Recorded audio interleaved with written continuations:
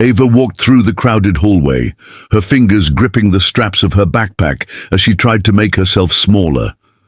If she could just get to class without Connor noticing, maybe today wouldn't be so bad. But the moment she turned the corner, she saw him leaning against the lockers, laughing with his friends. Her stomach tightened. She kept walking, eyes down, pretending not to see him. But he saw her. "Hey, Sinclair!" Connor called, his voice dripping with amusement. "Where you rushing off to? Got a modeling gig." His friends snickered. Ava ignored him and picked up her pace, but Connor wasn't done. He stepped into her path, forcing her to stop. Oops! He knocked the books out of her hands with a casual swipe, sending papers flying across the floor. The hallway filled with laughter as students turned to watch. Ava froze, her heart pounding. She wanted to say something, to fight back, but she knew how this worked. The more she reacted, the worse it would get. Connor crouched down, picking up one of her papers. "Oh, wow. Is this your homework? Maybe I should keep it. I could use some extra credit." He grinned as he held it just out of reach. Ava's hands curled into fists at her sides, but she forced herself to stay calm. She knelt down, gathering her things as quickly as possible, ignoring the murmurs and stares around her. "Pathetic," Connor muttered, shaking his head before tossing the paper back onto the floor and walking away. His friends followed, still laughing. Ava swallowed hard, blinking back the sting in her eyes. She had told herself that ignoring him would make it stop. But today, she realized the truth. Connor wasn't going to stop. Not unless someone made him.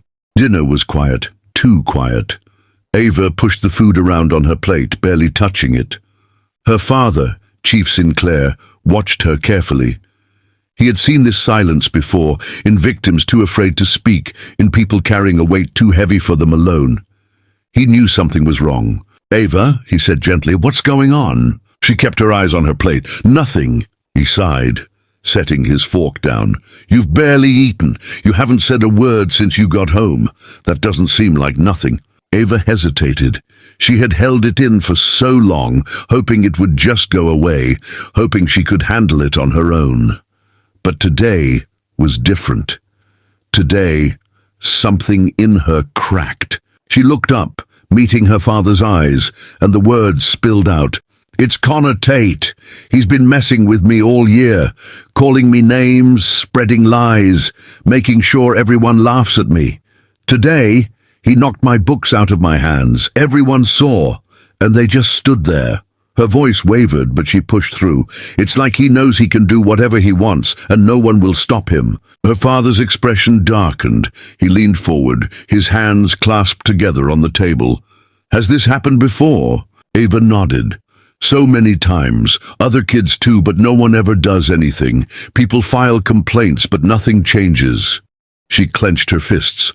"I thought ignoring him would make it stop, but it's only getting worse." Chief Sinclair exhaled slowly, his jaw tightening.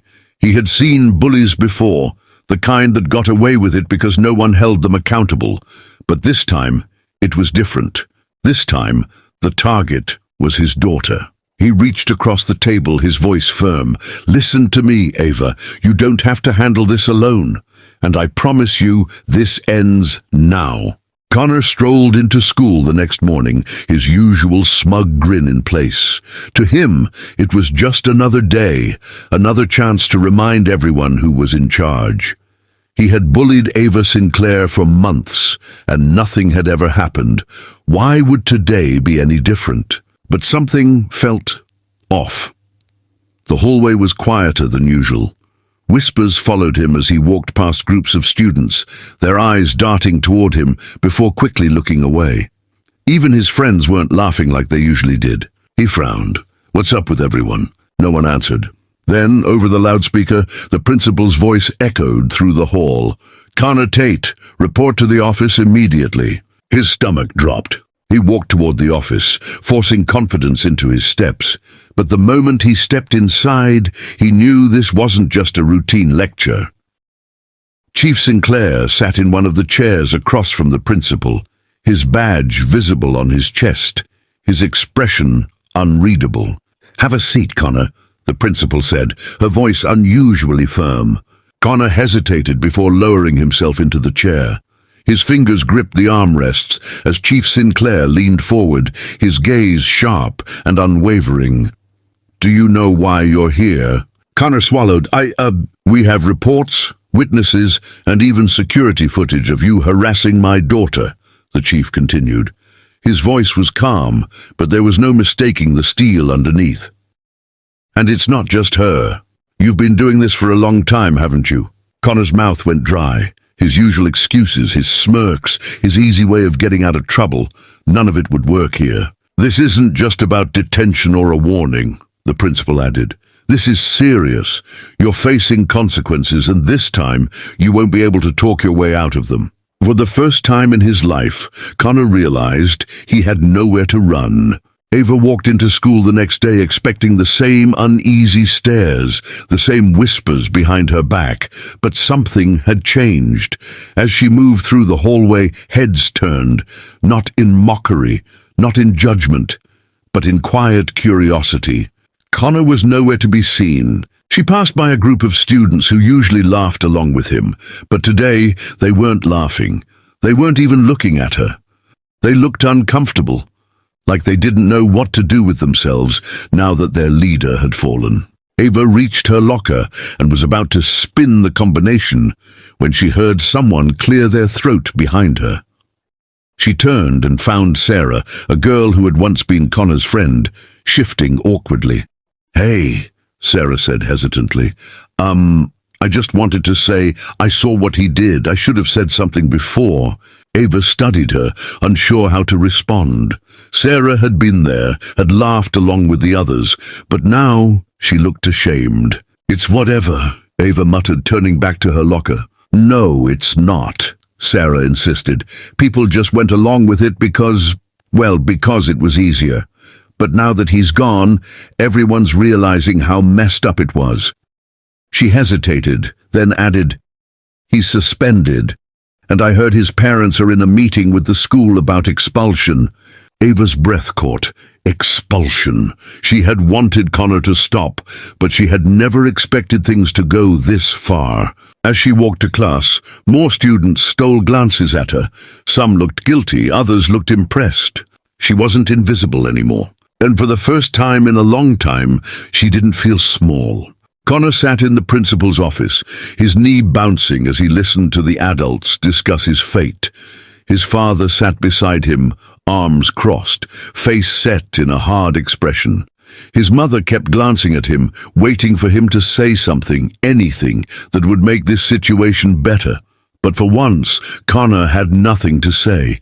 Chief Sinclair sat across from them, calm but firm, his presence filling the room. "This isn't just some school prank," he said. "This is harassment, it's bullying, and it's been going on for far too long." The principal nodded. "Connor, the evidence against you is undeniable.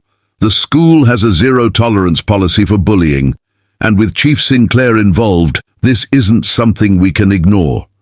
She paused, flipping through a file. "You'll be serving community service hours, attending mandatory counseling, and if there's another incident, we will move forward with expulsion." Connor felt a lump in his throat. He had gotten away with so much for so long, but now everything had changed. Meanwhile, Ava walked through the halls, feeling a weight she didn't even realize she had been carrying finally lift. The whispers had faded, the looks of pity replaced with something else. Respect. As she stepped outside at the end of the day, she saw her father waiting for her near his squad car.